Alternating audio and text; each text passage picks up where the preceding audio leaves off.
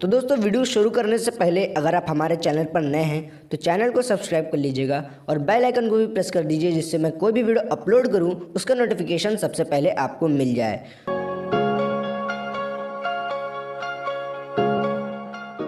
तो दोस्तों, मौर्य वंश प्राचीन भारत का एक शक्तिशाली राजवंश था। मौर्य वंश ने 137 वर्षों तक भारत पर शासन किया। इसकी स्थापना का श्रेय चक्रवर्ती सम्राट चंद्रगुप्त मौर्य और उनके मंत्री विष्णुगुप्त को दिया जाता है।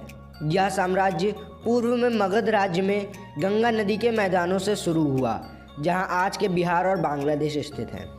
इसकी राजधानी पाटलिपुत्र से पटना के नाम से जाना जाता है। चंद्रगुप्त मौर्य ने 322 ईसा पूर्व में इस साम्राज्य की स्थापना की और तेजी से पश्चिम की तरफ अपने साम्राज्य का विस्तार किया। उन्होंने कई छोटे छोटे क्षेत्रीय राज्यों के आपसी मतभेद का फायदा उठाया, जो सिकंदर के आक्रमण के बाद पैदा हो गए थे। 316 ईसा पूर्व तक मौर्य वंश ने पूरे उत्तर पश्चिमी भारत पर अधिकार जमा लिया था और आगे चलकर चक्रवर्ती सम्राट अशोक ने राज्य में मौर्य वंश का वृहद स्तर पर विस्तार किया। सम्राट अशोक के कारण ही मौर्य साम्राज्य सबसे महान एवं शक्तिशाली बनकर विश्व भर में प्रसिद्ध हुआ। मौर्य वंश में चंद्रगुप्त मौर्य, बिंदुसार मौर्य, सम्राट अशोक, कुणाल, दशरथ, संप्रति, शालीशुक, देववर्मन, शतधन्वन और बृहदत्त मौर्य महान राजा हुए। 325 ईसा पूर्व में उत्तर पश्चिमी भारत में सिकंदर का शासन था। यह वो इलाका है जहां आज का संपूर्ण पाकिस्तान स्थित है। जब सिकंदर पंजाब पर चढ़ाई कर रहा था तो एक व्यक्ति जिसका नाम विष्णुगुप्त, जिसका दूसरा नाम कौटिल्य था, मगध साम्राज्य विस्तार के लिए प्रोत्साहित करने आया। उस समय मगध एक शक्तिशाली राज्य के रूप में उभर रहा था, जो पड़ोसी राज्यों की आंखों में कांटे की तरह चुभ रहा था। उस समय मगध के सम्राट धनानंद ने विष्णुगुप्त को अपने दरबार से निकाल दिया था और कहा, तुम अपनी चोटी का ही ध्यान रखो, युद्ध करना राजा का काम है, तुम सिर्फ भिक्षा मांगो। इस प्रकार उनको अपमानित कर नंदवंश के शासक घनानंद ने उन्हें उनकी चोटी पकड़कर दरबार से बाहर निकलवा दिया था। तभी विष्णुगुप्त ने प्रतिज्ञा ली कि धनानंद को एक दिन सबक सिखा कर रहेंगे। कुछ विद्वानों का मानना है कि चंद्रगुप्त मौर्य की उत्पत्ति उनकी माता मूरा से मिली है। मूरा शब्द का संशोधित शब्द मौर्य है, यानी कि मूरा से ही मौर्य शब्द बना है। हालांकि इतिहास में यह पहली बार देखा गया है कि माता के नाम से पुत्र का वंश चला हो। चंद्रगुप्त मौर्य एक शक्तिशाली शासक थे। उसी गण प्रमुख का पुत्र थे, जो कि चंद्रगुप्त मौर्य की बाल्यावस्था में ही एक योद्धा के रूप में मारा गया। चंद्रगुप्त मौर्य में राजा बनने के स्वाभाविक गुण थे।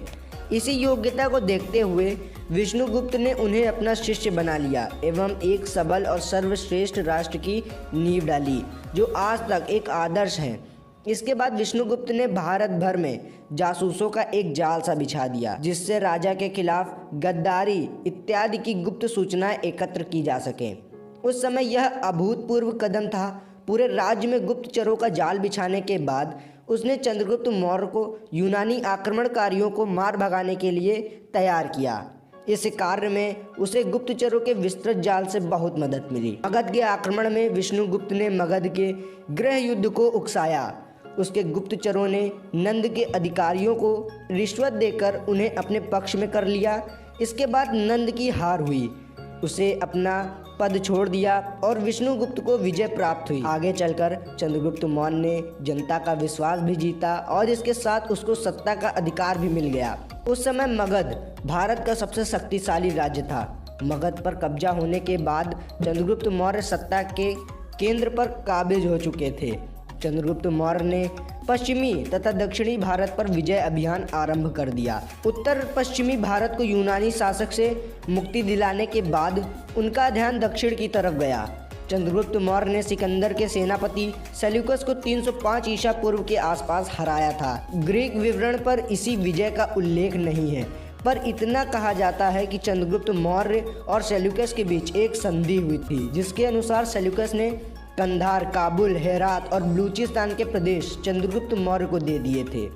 इसके साथ ही चंद्रगुप्त मौर्य ने 500 हाथी भेंट किए थे। यह भी कहा जाता है कि चंद्रगुप्त मौर्य की सेल्यूकस की बेटी हेलेना से विवाह कर लिया था। यह भी कहा जाता है कि पहला अंतर्राष्ट्रीय विवाह था।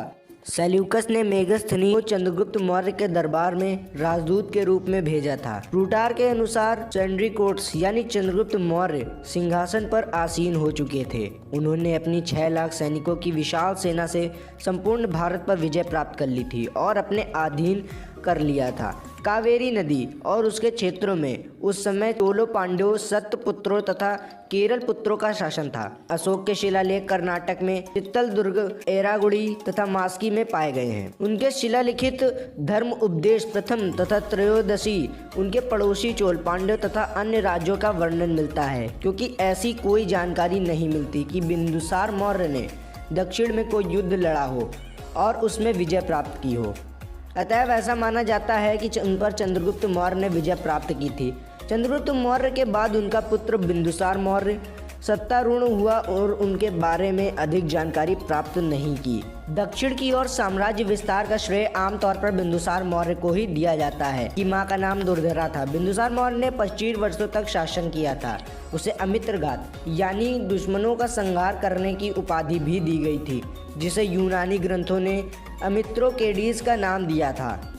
बिंदुसार मौर्य आजीवक संप्रदाय को मानते थे। तो दोस्तों ये वीडियो यहीं पे समाप्त होता है। तो दोस्तों वीडियो कैसा लगा कमेंट में कमेंट करके ज़रूर बताइएगा। और दोस्तों अगर वीडियो अच्छा लगा तो वीडियो को लाइक ज़रूर करिएगा। मिलते हैं। समय का प्रतीक्षा कीजिए श्रीमान, इस बार हम नहीं, आप हमसे आएंगे मिलने। जय जय मौर्य वंश।